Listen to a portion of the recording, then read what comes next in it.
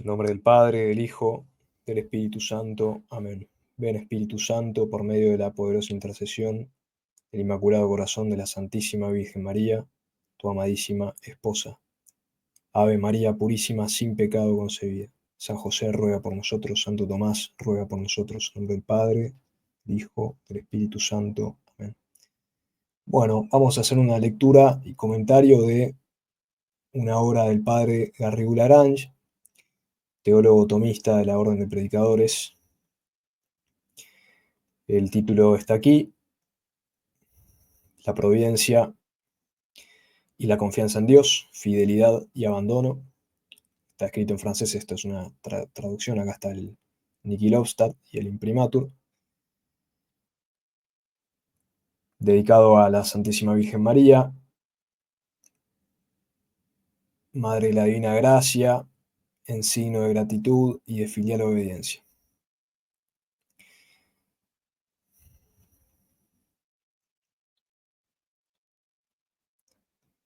Vamos directamente al preámbulo del padre Garrigou Lagrange. Recomiendo leer alguna biografía de él, breve biografía me refiero, búsquenla en internet. Vale la pena, es un sacerdote, un teólogo de mucho valor, de gran valor del siglo XX.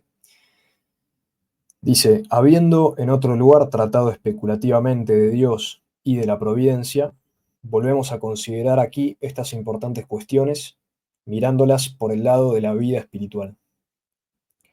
Dios, en efecto, y las divinas perfecciones, en particular la bondad, la sabiduría y la providencia, son el objeto primero de la contemplación, la cual debe ser la guía superior de nuestras acciones y de nuestros pasos hacia la eternidad.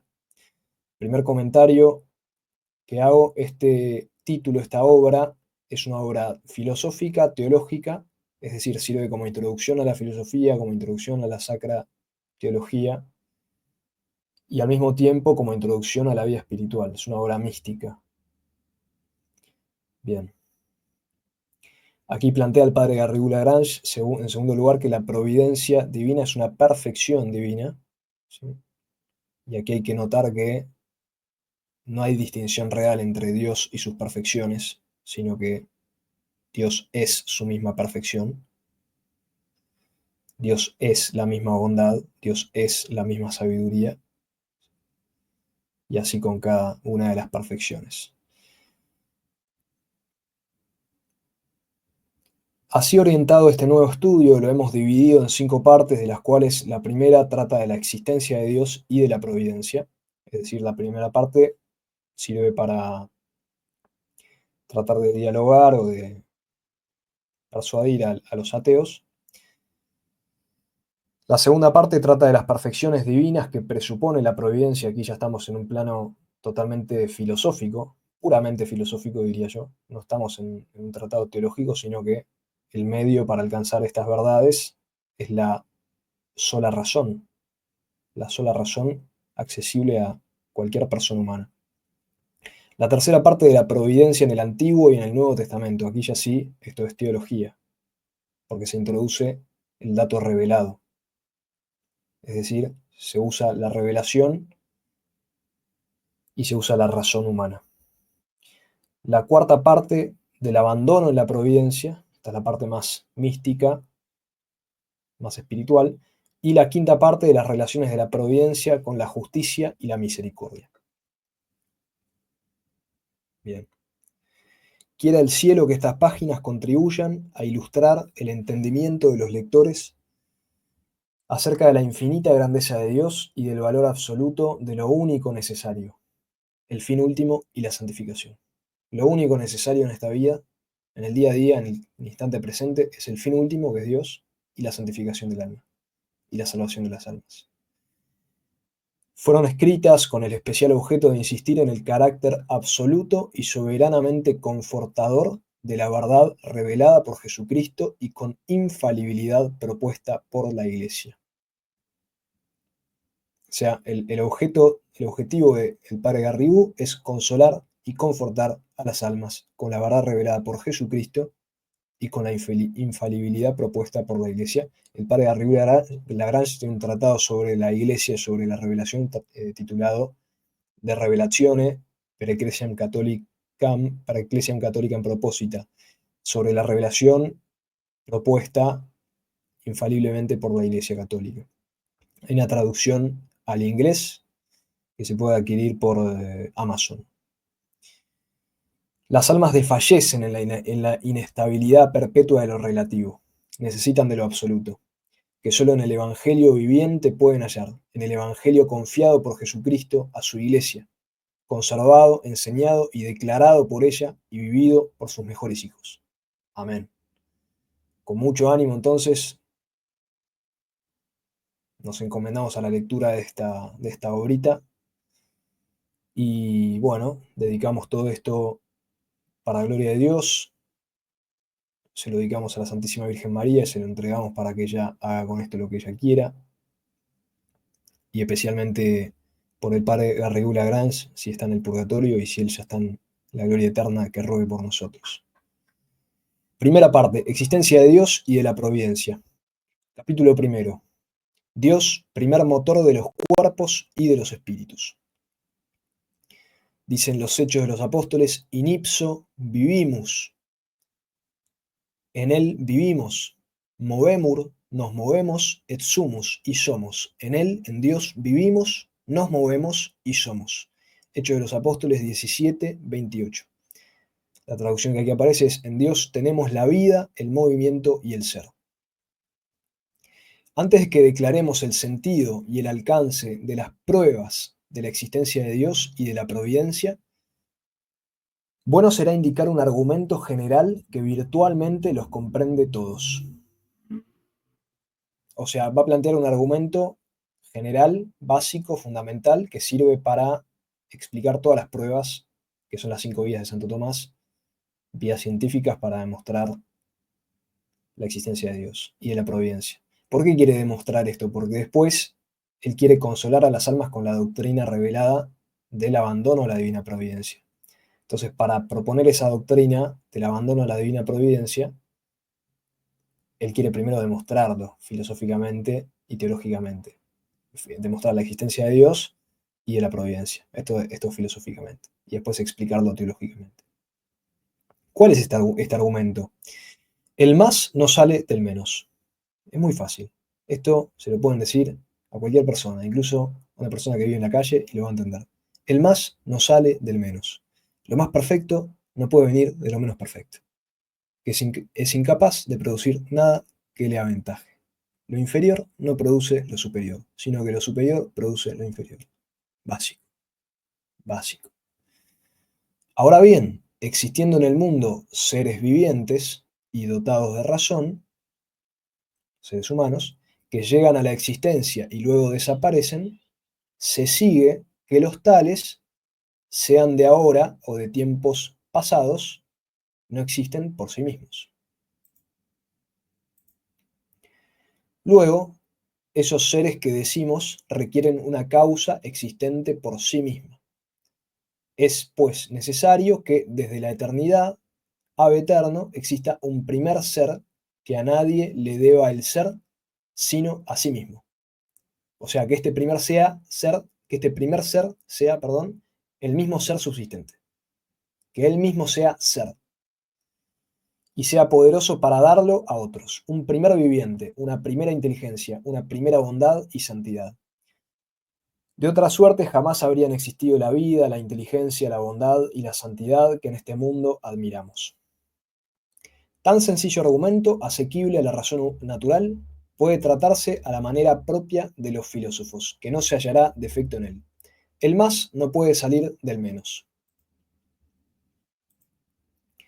como de su causa plenamente suficiente y eficaz.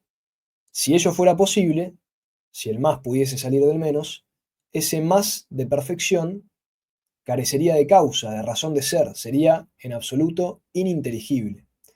Gran absurdo es buscar el origen de la inteligencia o de la bondad de Jesucristo y de los santos, de un San Juan, de un San Pablo o de un San Agustín, en la materia vacía de inteligencia, en la fatalidad material y ciega. Es decir, lo que está diciendo es absurdo buscar el origen de inteligencias tan supremas como la de Jesucristo, Dios, y hombre verdadero, y de los grandes santos como San Juan, San Pablo, en la mera casualidad de la materia, en la mera fatalidad de la materia, más aún porque de lo material no sale lo intelectual, que es espiritual. Esta prueba general que acabamos de señalar se especifica y declara mediante otras pruebas particulares, de las cuales la primera está tomada de la consideración del movimiento de los cuerpos y de los espíritus, por el cual se demuestra ser Dios el motor primero de todos los seres, así espirituales como materiales. Trató ya en su tiempo esta prueba sacada del movimiento el filósofo Aristóteles y la expone el doctor angélico Santo Tomás en la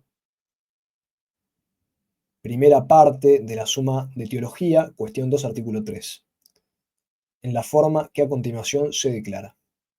O sea, aquí va a exponer la primera vía para demostrar filosóficamente, científicamente, ciencia entendida como conocimiento cierto por las causas, la existencia de Dios.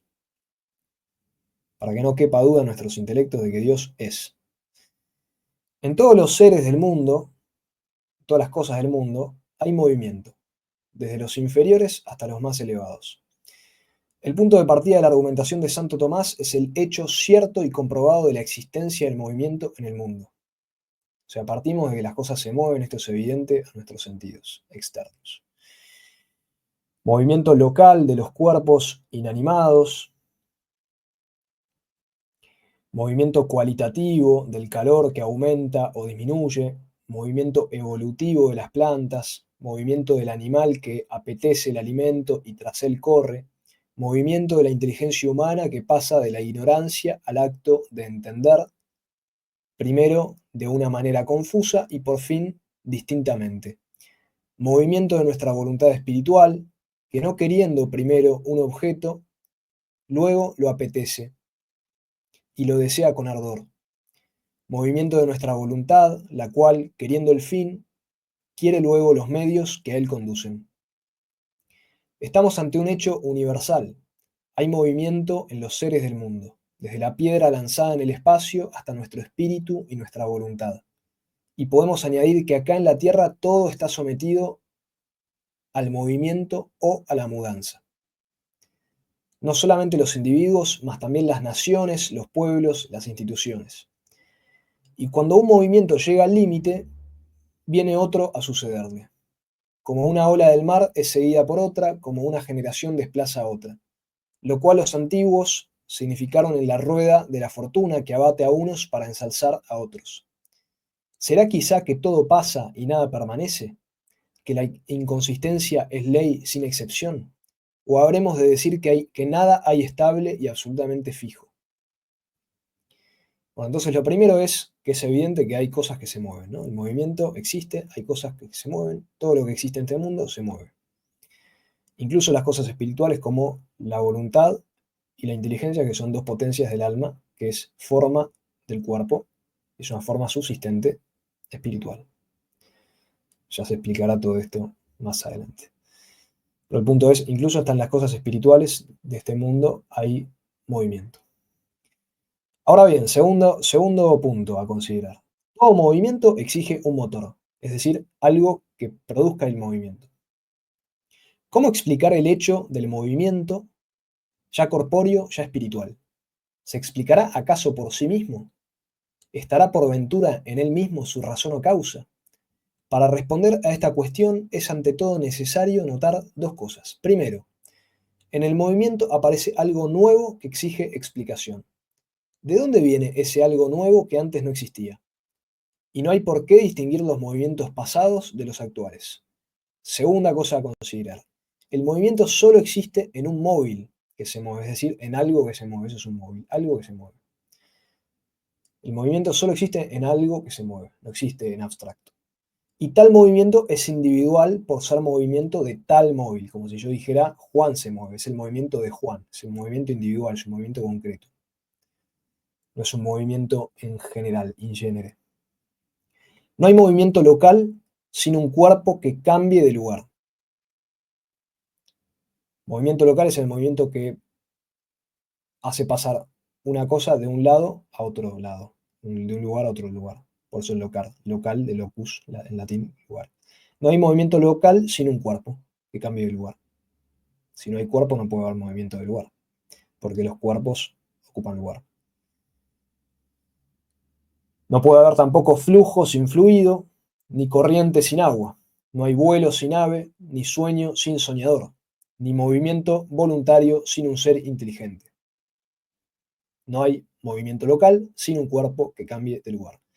Pero si no hay movimiento sin un móvil, es decir, sin algo que se mueva, ¿podrá al menos el móvil que se mueve, moverse él mismo y de por sí solo, sin causa alguna? ¿Puede una cosa que se mueve moverse a sí misma? ¿Puede la piedra de por sí ponerse en movimiento sin que alguien la arroje en el espacio o sin que otro cuerpo la atraiga? ¿Puede el metal frío de por sí adquirir temperatura más elevada sin un foco de calor que efectúe dicha transformación térmica? Los científicos nos podrán responder. El ser viviente, me dirán, tiene la propiedad de moverse por sí mismo. Cierto, es decir, piensen en ustedes mismos, ¿no? Yo puedo ahora mover mi mano, ¿no? Cierto. Pero no hay en el ser viviente una parte móvil y otra motriz. Es decir, en mí mismo hay una parte que se mueve y otra que mueve. Una parte móvil que se mueve y otra motriz que mueve, motora. Si la sangre corre por las arterias del animal, ¿no es acaso porque la hace circular el corazón con sus contracciones? Es decir, en aquellas cosas en las que parece que esa cosa se mueve a sí misma, también ocurre que hay partes que mueven a otras partes. Eso está diciendo el padre Garrigou Lagrange. Esto lo explica muy bien Santo Tomás en la Suma Contrayentes. Y viniendo al hombre, si se mueve la mano, ¿no es por ventura la voluntad quien la mueve? Claro, la voluntad es la que mueve la mano. Y si a su vez la voluntad se mueve, si pasa de la indeterminación a la determinación, ¿no será indispensable que sea movida por algo, por algún bien? ¿Bastará quizá para ello que el tal bien le sea presentado? ¿No será necesario que ella vaya o sea llevada hacia dicho bien? De hecho, la voluntad se mueve en busca de los medios, porque primero quiere el fin. Pero si se trata del primer acto volitivo del fin, volitivo quiere decir de la voluntad, primer acto de la voluntad, primer acto voluntario del fin, si se trata de aquel acto primero voluntario del fin, como sucede al iniciarse nuestra vida racional, es decir, en el primer instante en que surge la vida racional en el hombre, o por la mañana al despertar, cuando comienza a actuar la voluntad, no se requerirá una moción superior que haga entrar en ejercicio nuestra actividad volitiva, una moción que haga pasar nuestra voluntad del estado de reposo, de la inactividad a su primer acto, causa de los siguientes. Aquí hay algo nuevo que requiere una causa. Es decir, hay un acto voluntario nuevo que requiere una causa. El acto voluntario no se causa a sí mismo. Y está hablando de los primeros actos voluntarios. ¿Sí? El primer acto voluntario de una persona que quiere, el primer acto voluntario de una persona en toda su historia de su vida. El primer acto voluntario en un día, después de despertarse. ¿Sí? Esos son los ejemplos que pone el padre. Y no poseyendo todavía nuestra voluntad esa nueva perfección, no puede ella dársela a sí misma. El más no sale de lo menos, no sale del menos. Esto es muy claro, muy claro. Se puede buscar en la Suma de Teología, prima secunde, cuestión 9, artículo 4, cuestión 10, artículo 4. ¿Diremos que la causa de tal movimiento particular de un cuerpo o de un espíritu es otro movimiento anterior? Es decir, considero un movimiento y digo, bueno, lo que causó este movimiento es otro movimiento previo. Pero si se considera el movimiento como tal, ya se trate del actual, que pasa ahora, ya de los precedentes, de los que ya pasaron, échase de ver que consiste en el paso de la potencia al acto. Aquí hay que definir qué es la potencia y qué es el acto. La potencia, el estado de potencia, es el estado de capacidad que una cosa tiene de desarrollarse en cierto sentido. Por ejemplo, una semilla está en estado de potencia de pasar a ser un árbol. Cuando pasa a ser un árbol se dice que está en estado de acto de árbol. El acto es justamente cuando se completa la potencialidad. Cuando la semilla llega a la perfección, está en acto. Un solo ejemplo se pueden poner muchos otros, ¿no? Ahora bien, entonces el movimiento es el paso de la potencia al acto. El movimiento tiene que entenderse como paso de la potencia al acto. Pongo otro ejemplo. Ahora mi mano está aquí y está en potencia de moverse. Ahora se mueve y ahora está en acto de emoción. Mientras se mueve está en acto de emoción y aquí está en acto segundo de haberse movido. Ahora bien, la potencia es menos perfecta que el acto, evidente. Es menos perfecta una semilla que una planta, una semilla que un árbol. Es menos perfecto un germen que la esperma que el hombre, ¿no? Es un ejemplo que pone Santo Tomás, ¿no? Perdón por la crudeza, ¿no? Evidente esto, ¿no? Es más imperfecta la potencia que el acto. El acto también se define como perfección, la potencia como lo perfectible. De donde ella, la potencia, no puede darse a sí misma el acto. Siguiendo el mismo principio de antes, de lo menos no sale lo más. Si así fuera, el más saldría del menos. El más saldría del menos.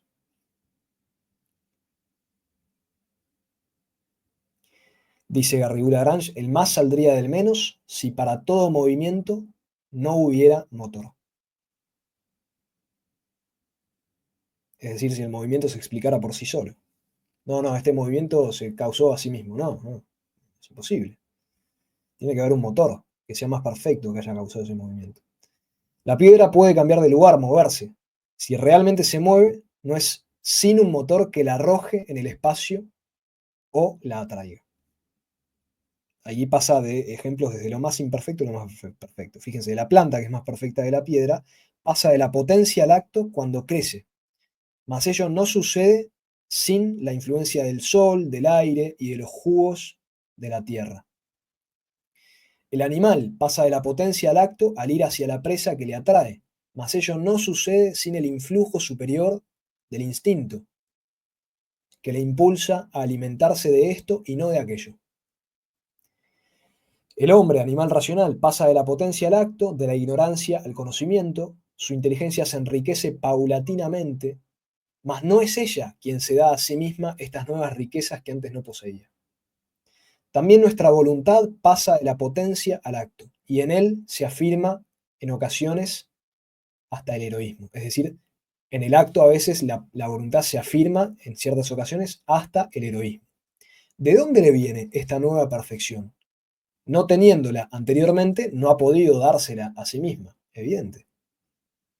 De dónde concluimos que todo movimiento ya corpóreo, ya espiritual se refiere al movimiento de la inteligencia y al movimiento de la voluntad, todo movimiento necesita una causa. El móvil no se mueve sin motor. El motor puede ser interno, como el corazón del animal, pero si a su vez el motor es movido, necesita otro motor superior. El corazón que cesa de latir en la muerte no puede de nuevo ponerse en movimiento. Sería preciso que interviniera el autor de la vida que le dio y conservó el movimiento hasta el desgaste del organismo. Todo movimiento exige un motor. Tal es el principio mediante el cual esclarece Santo Tomás el hecho general del movimiento. Los animales, privados de inteligencia, ven los movimientos sensibles, es decir, los que se ven por medio de la vista, ¿no? De los sentidos, mas no pueden comprender que todo movimiento exige un motor, no pueden hacer este proceso mental, porque es un proceso intelectual. No aprehenden el ser inteligible, las esencias inteligibles, los modos de ser de las cosas, ni las razones de ser de las cosas, sino solamente los fenómenos sensibles. O sea, los animales irracionales, un perro ve que algo se mueve, pero no comprende que lo que se está moviendo es un gato, ni comprende qué significa ser gato, ¿sí? Ni tampoco por qué se movió el gato, etc. Fenómenos sensibles, el color, sonido, calor. Por el contrario, el objeto de nuestra inteligencia es el ser y las razones de ser de las cosas. Por eso comprendemos que sin motor no hay movimiento.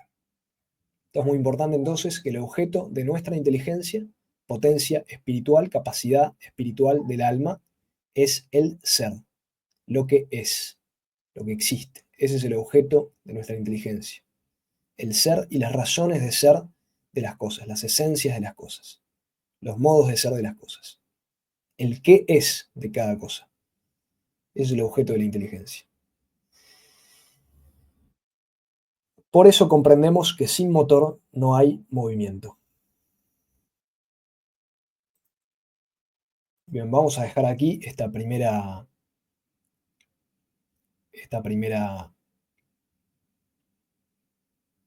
clase, por decirlo así. Ya hay mucho, mucho para meditar aquí.